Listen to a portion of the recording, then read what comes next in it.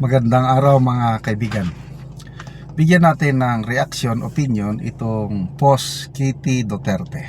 Pahayag ito ni Senator Tito Soto. Sabi niya, Tito Soto, nanawagan sa mga Pilipino na huwag hayaan makabalik sa pwesto ang mga Duterte.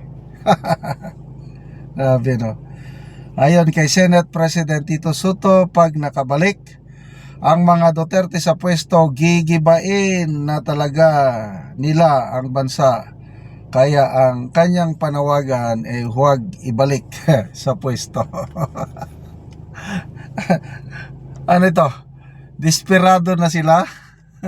Takot na takot sa pagbabalik ng isang Duterte sa Malacanang? Mapipigilan ba nila ang pagbabalik ni VP Sara? Papakinggan ba sila ng nakakarami sa taong bayan? Tingnan natin people who reacted. 15,000 people ang nag-react, 11,000 ang tumatawa, 2,300 ang galit, 1,800 lang ang nag-like. So nito, around 95% hindi naniniwala, galit pa nga kay Senator Tito Soto. 5% lang ang sumasang-ayon sa panawagan niya na huwag ibalik ang mga Duterte sa Malacanang. Ito, RR Duba, Duterte kami, ayaw namin sa mga Soto. Barbara Calubayan, mahadlok man di ay. Alejandro Valdivar, ikaw dapat mawala dyan, bugok ka naman. Roth Luwad, kolbaan ka. Kolba, natakot na. De Doniega Rosel, solid Duterte, tawin mo eh. Ana Alcoberes, pag sure Tito Sen. Hadlok, poros hadlok. Rael Christ Kudoy, kolba my heart, kurog my feet, let's get ready to rumble.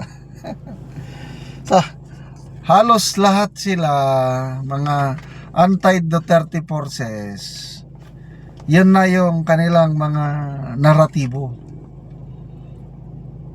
Sinisiraan nilang mga Duterte, trying their best, trying hard na pigilan ang pagbabalik ng mga Duterte.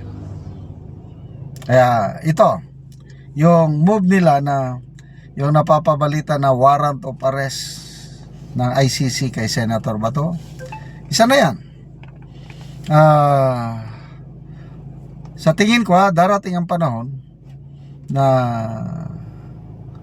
meron talagang official ICC warrant arrest kay laban kay Senator Bato. But pasalamat na lang tayo at nandyan ang Korte Suprema, na sa tingin ko ang ating Korte Suprema hindi na nila papayagan na maulit yung nangyari kay Tatay Digong. Sususihin yung hihimayin talaga ng Korte Suprema due process. Mabuti na lang at maagap si Senator Bato, nagsampa na ng kaso or motion o nang tawag doon sa Supreme Court. So pagdating ng official warrant of arrest, dadaan na yan sa korte at ang korte ang magdi-decide. Hindi katulad nung kay Tatay Digong nga ang nag-decide, group effort lang, sila lang.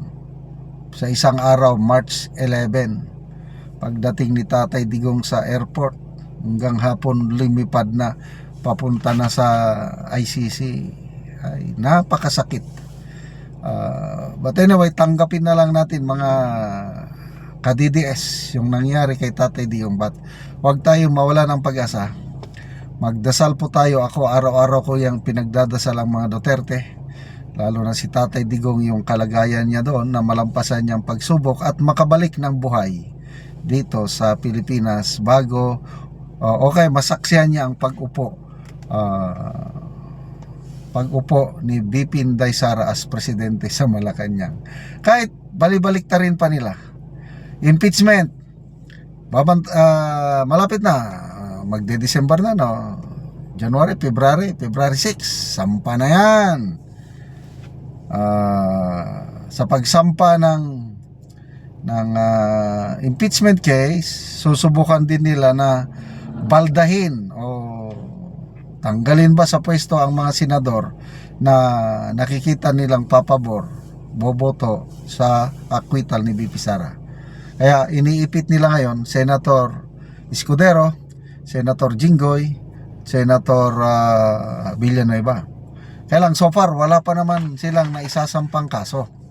At ang kaso na yan, it will take time. Kahit sabihin natin masampahan nila ng kaso yung 3 senador, by 2028 hindi pa tapos yung kaso na yan. Matagal ang pagdinig ng Sandigan Bayan yung mga kasong ganyan, mga graft and corruption. It will take 5 to 10 years. Obserbasyon ko lang ito, ha? Kasi may mga nahahatulan, no? Bagong nahatulan lang. Sino ba yun? Nakalimutan ko na. Parang taga Surigao del Norte, barbers ata yun. Hinatulan, convicted, kaya lang patay na.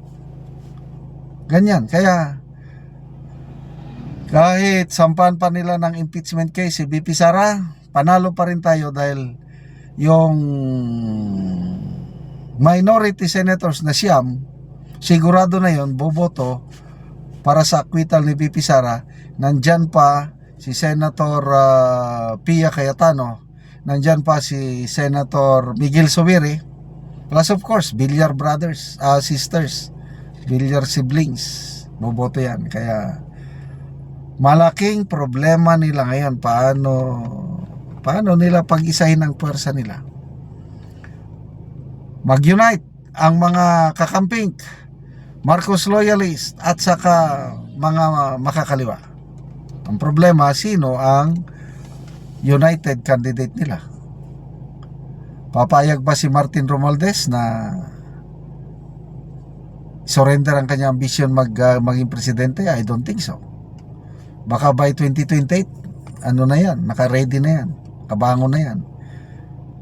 So maglalaban Romualdez, Risa, Tulfo, BP, di talo sila. So, sige, louder, Senator Soto, manawagan pa kayo, baka sakaling pakinggan kayo ng taong bayan. At kaming mga DDS, solid kami. Bobotohan namin, iluluklok namin si BP Sara sa Malacanang by 2028. Salamat mga kaibigan sa inyong pagsubaybay sa ating channel. Nakakatulong kayo ng malaki sa tribong Talandig ng Bukidnon dahil ang income o sweldo natin sa channel na ito pantulong po sa tribo. Namimigay tayo ng mga yero at pako para makapagpatayo sila ng mas ayos na tahanan itong tribong ito. Panoorin nyo ang video.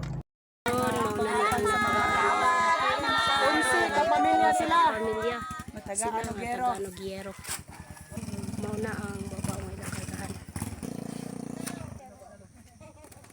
Pag-charge ka. Magsabot na si Kuya. Mauna na lang sa ilang nakuha. So, doon ka babaw ilang kargahan.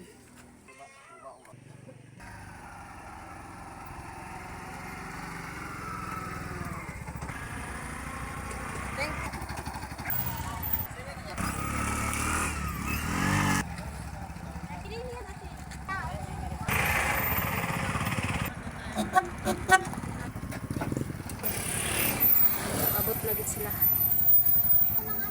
Karon abot na gyud ang yero sa gitabang sa mga tao.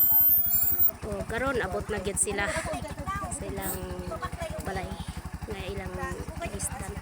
O muna ni ang mataga na gyero. Abot na sila sa ilaha.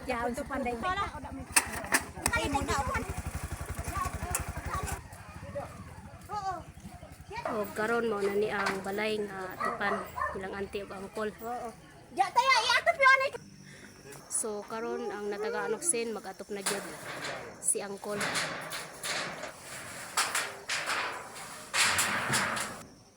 O karon nahuman na gyud si Angkol sa iyang balay nga giatupan.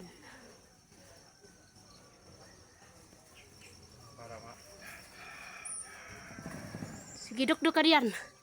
Pulaan lang ba? Sige, dahil na. Huwag mo nilang gamit sa pagsalog kawayan. Huwag karon kol, unsa imong masulti nga natagaan na kagyero, nga nakaatop na gyud ka, human na gyud ang imong balay na atupan. Salamat ko sa Ginoo. Ug sa Natagan ko. oo, natagaan ka og gyero. Salamat Ginoo sa imong gihatag nga Ginoo kayo kay natabang ko. Oo, sige kol, salamat pod.